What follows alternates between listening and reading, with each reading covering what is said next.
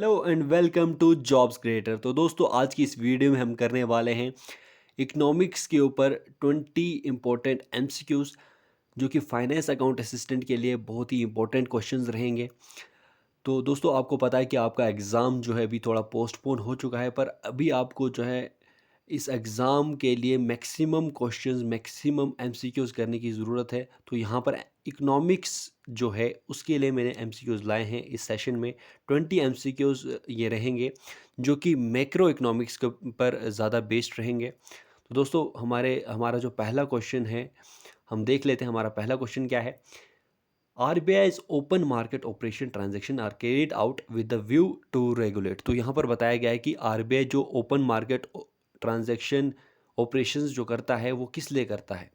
तो आपको पता है कि ओपन मार्केट ऑपरेशंस जो होते हैं, आरबीआई जो है ओपन मार्केट ऑपरेशंस में गवर्नमेंट सिक्योरिटीज़ जो होती हैं उनको सेल करता है या फिर गवर्नमेंट सिक्योरिटीज़ को बाय करता है। गवर्नमेंट सिक्योरिटीज़ होती हैं कुछ बॉन्ड्स। तो यहाँ पर जब भी आरबीआई गवर्नमेंट सिक्योरिटीज़ को सेल करता है तो इसका मतलब होता है कि उसको लिक्विडिटी जो होती है, पैसे का फ्लो जो होता है एक्सेस में हुआ होता है मार्केट में, तो उसको एब्जॉर्ब करना होता है। तो इसलिए वो गवर्नमेंट सिक्योरिटीज़ को सेल करता है ताकि वो लिक्विडिटी जो है उसको एब्जॉर्ब कर सके और इन्फ्लेशन जो ज़्यादा हो गई होती है उसको कम कर सके। तो यहाँ पर पहला इसका ये है काम। दूसरा काम है कि जब ये सिक्योरिटीज़ को बाई करता है तो इसका ऑब्जेक्टिव ये होता है कि ये लिक्विडिटी इंजेक्ट कर सके, ज़्यादा मनी जो है मार्केट में इंजेक्ट कर सके और बैंक्स को ज़्यादा मनी मिल सके। पर ये किस लिए होता है? जब इकोनॉमिक स्लो डाउन होता है, जब मार्केट में ज़्यादा पैसा नहीं होता, तो और बैंक्स के पास लैंड करने के लिए, उधार देने के लिए ज़्यादा पैसा नहीं होता, लोन देने के लिए ज़्यादा पैसा नहीं होता। तो यहाँ पर जो ऑप्शंस आपके पास दिए गए थे, लिक्विडिटी इन द इकोनॉमी, ये भी सही है। प्राइसेस ऑफ एसेंशियल कमोडिटीज़ के प्राइसेस यानी कि इन्फ्लेशन को बिल्कुल सही रखना, कमोडिटीज़ के प्राइसेस को मेंटेन रखना। तीसरा इन्फ्लेशन, ये भी सही है। Borrowing power of the banks की बोरोइंग पावर को मेंटेन रखना, ये सारी चीज़ें इसमें आती हैं ओपन मार्केट ऑपरेशन ट्रांजैक्शंस में। तो यहाँ पर इसका सही आंसर बन जाता है E option, all of the above. Okay, I hope आपने सही आंसर इसका दिया होगा। अगले क्वेश्चन की तरफ मूव करते हैं। Question number 2, when more than one banks are allowing credit facilities to one party in coordination with each other under a formal agreement, the arrangement is generally known as। तो यहाँ पर आपको बताया गया है कि जब एक से ज़्यादा बैंक्स आपस में एक साथ कोऑर्डिनेट होके एक पर्टिकुलर पार्टी को क्रेडिट फैसिलिटीज़ देते हैं, तो इस अरेंजमेंट को हम क्या कहेंगे। तो दोस्तों आपको बताना है पार्टिसिपेशन, कंसोर्टियम, सिंडिकेशन या फिर मल्टीपल बैंकिंग, हम इनमें से क्या कहेंगे या फिर नन ऑफ द अबाव। तो दोस्तों इसका सही आंसर है कंसोर्टियम। कंसोर्टियम में क्या होता है, यहाँ पर जो एक या एक से ज़्यादा जो दो पार्टीज़ जब आपस में मिलकर, या फिर कोई भी बैंक्स हो सकते हैं या दो कोई भी कंपनीज होती हैं, वो आपस में मिलकर एक पर्टिकुलर गोल के लिए कोऑर्डिनेशन में वर्क करती हैं। तो यहाँ पर क्रेडिट फैसिलिटी अलाउ करने के लिए दो बैंक्स जो हैं आपस में कोऑर्डिनेट कर रहे हैं, उस फॉर्मल एग्रीमेंट को हम कहेंगे, अरेंजमेंट को हम कहेंगे कंसोर्टियम। तो इसका सही आंसर है बी ऑप्शन। दोस्तों क्वेश्चन नंबर 3 आपकी स्क्रीन के ऊपर आ चुका है। यहाँ पर आपको बताना है कि ओपन मार्केट ऑपरेशंस, जो भी हमने पढ़ा था कि ओपन मार्केट ऑपरेशंस आरबीआई जो कि एक मेजर है आरबीआई का, जो कि आरबीआई कंट्रोल करता है ओपन मार्केट ऑपरेशंस को, ताकि वो क्रेडिट एक्सपेंशन को कंट्रोल कर सके इकोनॉमी में। इसका मतलब क्या होता है ओपन मार्केट ऑपरेशंस का, आपको मतलब बताना है इसमें क्या होता है।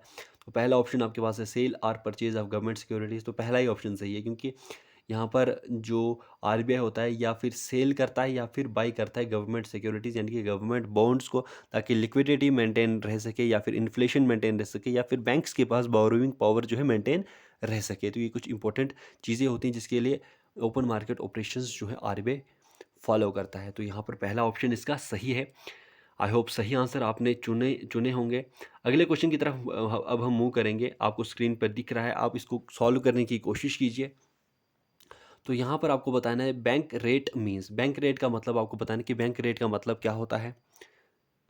दोस्तों 4 ऑप्शन आपको दिख रहे हैं। मैं आपको अभी यहाँ पर हर ऑप्शन को पढ़ने के लिए नहीं बैठूंगा। अभी मैं सीधे आपको इसका आंसर बता दूंगा और बैंक रेट होता क्या है उसके बारे में जान लेते हैं।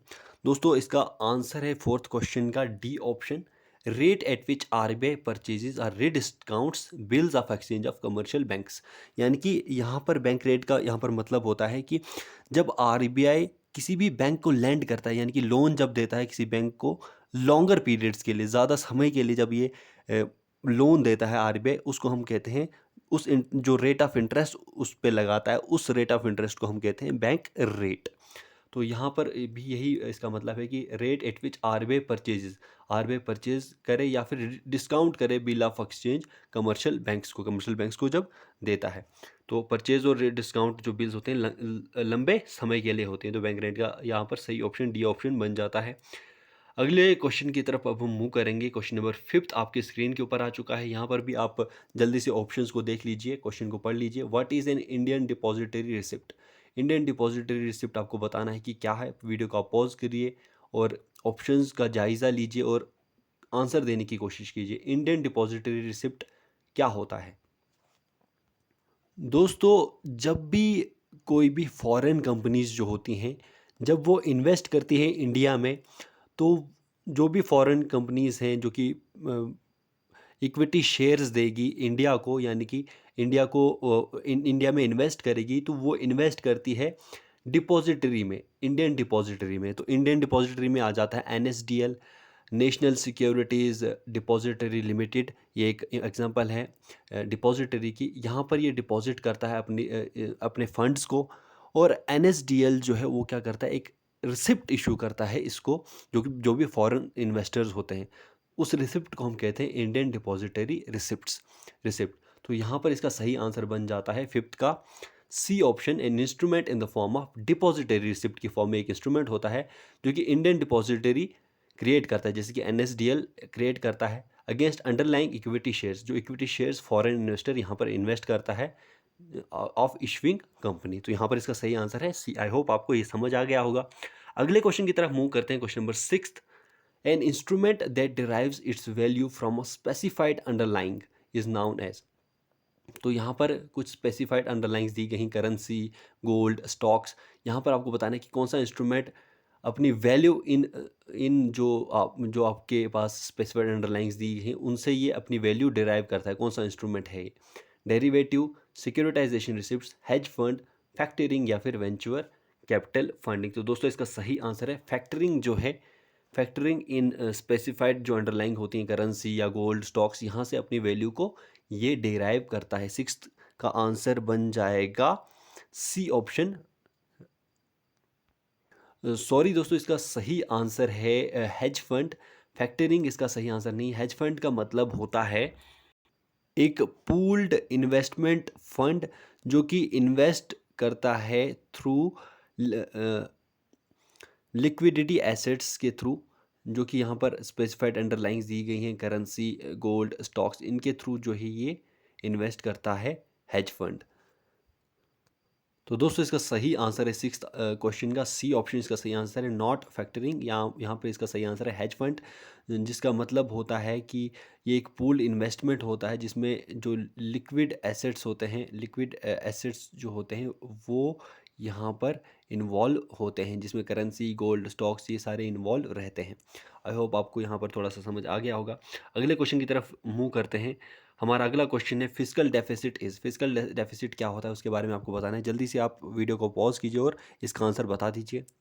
इसका सही आंसर है डी ऑप्शन, यानी कि फिजिकल डेफिसिट होता है टोटल एक्सपेंडिचर। जो भी टोटल एक्सपेंडिचर होता है उसमें माइनस करना होता है टोटल रिसिप्ट्स को, जिसमें से हमने बोरोविंग्स जो की होती हैं, बोरोविंग जो यानी कि जो हमने लोन्स लिए होते हैं उसको एक्सक्लूड करना होता है। ये सब चीज़ें एक्सक्लूड होती हैं फ्रॉम टोटल एक्सपेंडिचर, तो फिजिकल डेफिसिट हमारा आ जाता है। तो यहाँ पर इसका सही ऑप्शन है डी इसका सही आंसर है। 8th question, in the capital market the term arbitrage is used with reference to. Capital market में जो ये टर्म है आर्बिट्रेज, ये किस रेफरेंस में यूज़ होती है? आपके पास ऑप्शंस दिए गए हैं, तो आप जल्दी से इन ऑप्शंस को चुन लीजिए, पढ़ लीजिए, वीडियो को पॉज कर लीजिए। तो 8th क्वेश्चन का मैं आपको आंसर बता देता हूँ। इसका सही आंसर है टर्म आर्बिट्रेज का मतलब है simultaneous purchase and sale of securities to make profits from price. यानी कि एक साथ परचेज भी करना और सेल भी करना सिक्योरिटीज़ को, ताकि प्रॉफिट्स जो हैं प्राइस से बना सके। तो आर्बिट्रेज का मतलब ये होता है कैपिटल मार्केट में कि पहले कोई जो गवर्नमेंट सिक्योरिटीज़ जो भी सिक्योरिटीज़ हैं वो परचेज कर ली, उन परचेज्ड गवर्नमेंट सिक्योरिटीज़ को उसके बाद हायर रेट्स पे किसी और को दे दिया, और उसके बाद एक पर्टिकुलर टाइम पीरियड होता है गवर्नमेंट सिक्योरिटीज़ को लौटाने का, तो उससे पहले ही उस पर्टिकुलर कंपनी से हमने वो परचेज जो हमने उन सिक्योरिटीज़ उनको दी थी दूसरी कंपनीज़ को, वहाँ से लेकर उस पर्टिकुलर कंपनी को जो इसका ओरिजिनल इसका होल्डर है उसको दे देना, ताकि प्रॉफिट्स बनाया जा सके। तो आर्बिट्रेज का ये मतलब होता है कैपिटल मार्केट में। उसके बाद क्वेश्चन नंबर 9 आपकी स्क्रीन के ऊपर आ चुका है। Reverse repo means, reverse repo rate जो होता है उसका मतलब क्या होता है, तो आपको बताना है। जल्दी से आप ऑप्शंस को पढ़ लीजिए, वीडियो को पॉज करके आप पढ़ सकते हैं। तो मैं आपको इसका सही आंसर बता देता हूँ। क्वेश्चन नंबर 9 का सही आंसर है ए। रिवर्स रेपो का मतलब होता है लिक्विडिटी को इंजेक्ट करना by central bank of a country through purchase of government securities. तो रिवर्स रेपो में क्या होता है कि जो सेंट्रल बैंक यानी कि आरबीआई है वो क्या करता है, लिक्विडिटी को इंजेक्ट करता है ताकि स्लो डाउन जो होता है, इकोनॉमिक स्लो डाउन, वो ख़त्म हो सके और बैंक्स जो हैं ज़्यादातर उनके पास पैसे हो ताकि वो लैंड आसानी से कर सकें। तो ये होता है जब ये परचेज करता है गवर्नमेंट सिक्योरिटीज़ को सेंट्रल बैंक। तो रिवर्स रेपो का मतलब ये होता है। अगले क्वेश्चन की तरफ मूव करते हैं। Question number 10, stance of RBI monetary policies. अब आरबीआई मॉनेटरी पॉलिसी में क्या क्या चीज़ें आती हैं उसके स्टांस के बारे में आपको बताना है। आपके पास ऑप्शन है inflation control with adequate liquidity for growth. Inflation control तो ये करता ही है, जिसमें एडुकेट लिक्विडिटी जो होती है वो मेंटेन रखनी पड़ती है ग्रोथ के लिए, ये सही है इसका। उसके बाद सेकंड ऑप्शन है improving credit quality of the banks. Credit quality जो है बैंक्स की इम्प्रूव करना, यानी कि बैंक्स की इम्प्रूवमेंट, ताकि वो लोन्स ज़्यादा से ज़्यादा दे सके। तो ये भी इसका सही आंसर है, बी ऑप्शन भी इसका सही है। उसके बाद सी में क्या दिया है, strengthening credit delivery mechanism. Credit delivery mechanism को भी स्ट्रेंथन करना, तो दोस्तों इसका भी ये भी सही है।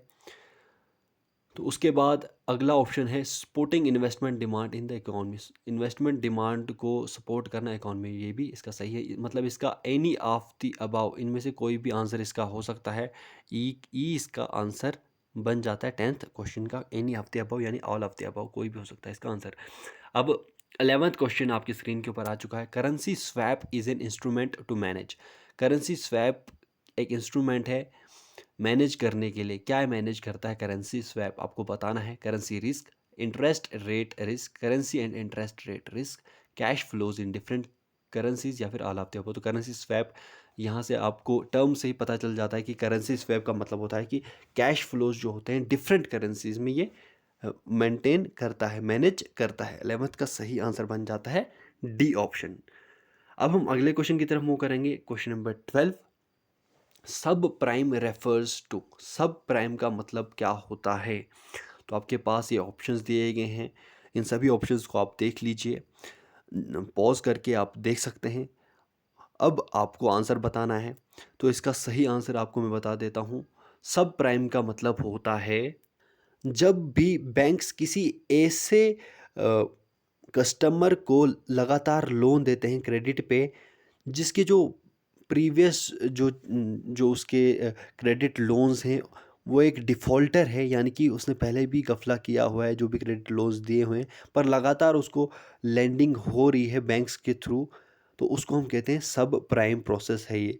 Landing done by financing institutions, यानी कि डी ऑप्शन इसका जो है ये सही आंसर है कि जो भी फाइनेंशियल इंस्टीट्यूशन लेंडिंग करते हैं, यानी कि इन जिसमें बैंक्स भी आते हैं, ऐसे कस्टमर्स को, to customers not meeting with normally required credit appraisal standard, जो कि क्रेडिट अपेरेजल स्टैंडर्ड्स जो होते हैं नॉर्मली उनको मीट नहीं कर पाते, लगातार वो क्रेडिट लेते रहते हैं, पर वो पिछला भी जो इनकी हिस्ट्री होती है वो डिफ़ॉल्टर की होती है, वो गफला कर चुके होते हैं, वो वापस वो नहीं दे पाते जो भी उनकी ईएमआई होती है। तो इस को हम कहते हैं सब प्राइम। आई होप आपको इसका आपने सही आंसर दिया होगा, डी ऑप्शन इसका सही आंसर है। अब हम बात करते हैं, अगले क्वेश्चन की तरफ चलते हैं। Euro bond is an. Euro bond क्या होता है, ये कौन सा इंस्ट्रूमेंट है, तो इसके पास यहाँ पर ऑप्शंस आपके दिए हैं। इशूड इन यूरोपियन मार्केट, ये यूरोपियन मार्केट में इशू होता है। दूसरा है issued in euro currency, euro currency में इशू होता है। थर्ड ऑप्शन है issued in a country other than the country of the currency of the bond, या फिर ऑल ऑफ द अबव या नन ऑफ द अबव। तो euro bond क्या होता है? यूरो बॉन्ड में जो है यहाँ पर ये इसका सही आंसर सी ऑप्शन है।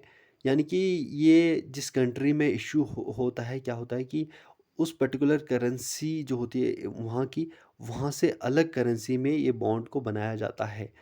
तो इसका सही आंसर है सी, यानी कि euro bond issued in a country other than the country of the currency of the bound. Okay, अब अगले क्वेश्चन की तरफ मूव करते हैं। Money laundering normally involve, money laundering में क्या इन्वॉल्व होता है?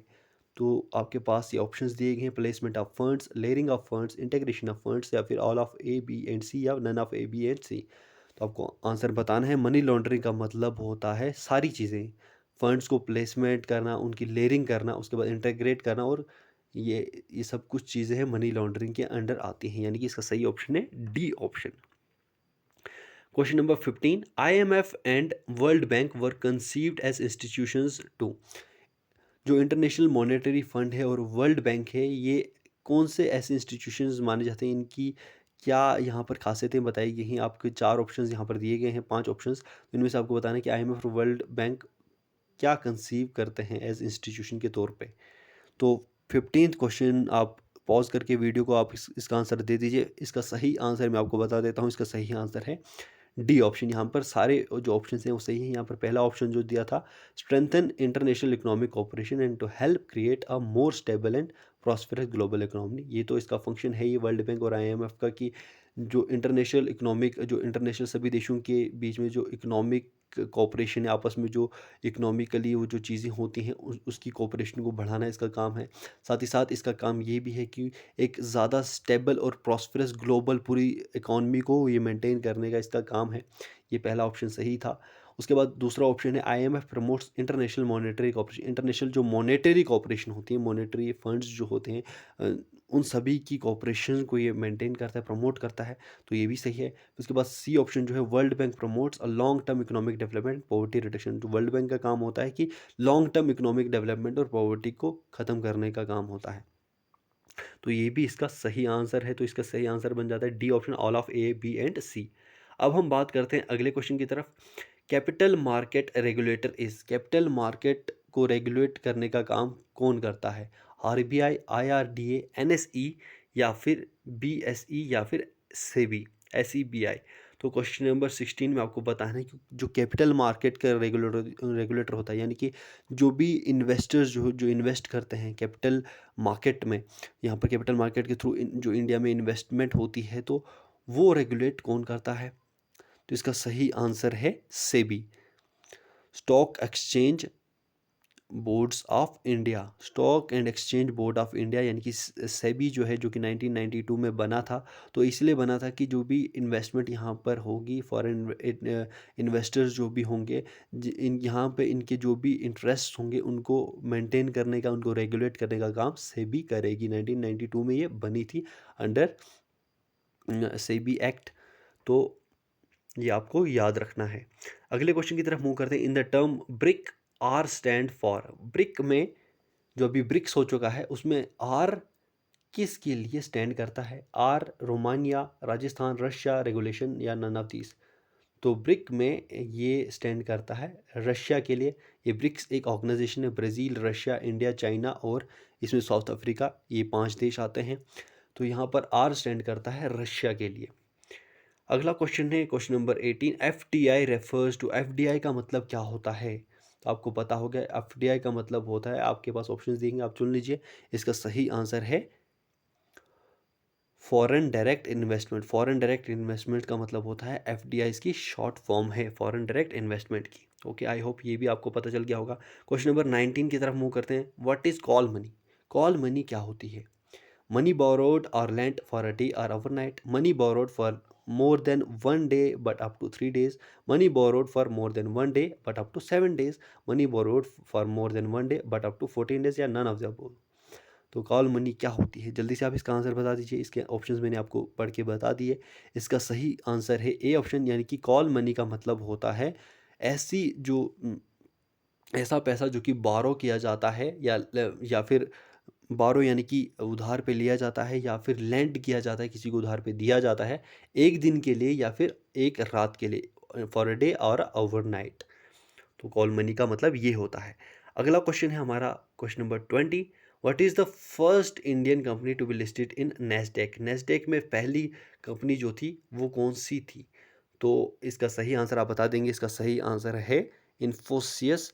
जो इन्फोसिस कंपनी थी वो सबसे पहली नेस्डेक कंपनी में इन्वॉल्व थी, इसमें लिस्टेड थी। आखिरी क्वेश्चन जो है इस सेशन का आ चुका है हमारे स्क्रीन के ऊपर। Which of the following is the regulator of the credit rating agencies in India? जो क्रेडिट रेटिंग एजेंसीज हैं उसको रेगुलेट करने का काम कौन सी एजेंसी करती है? आरबीआई, एसबीआई, एसआईडीबीआई या सेबी या नन ऑफ दीज? तो दोस्तों क्रेडिट रेटिंग एजेंसीज जो होती हैं वो सेबी ही होती है। Stock and exchange board of India, ये क्रेडिट रेटिंग एजेंसीज जो हैं इंडिया की ही हैं। तो दोस्तों आई होप आपको यहाँ पर इस वीडियो से हेल्प मिला होगा।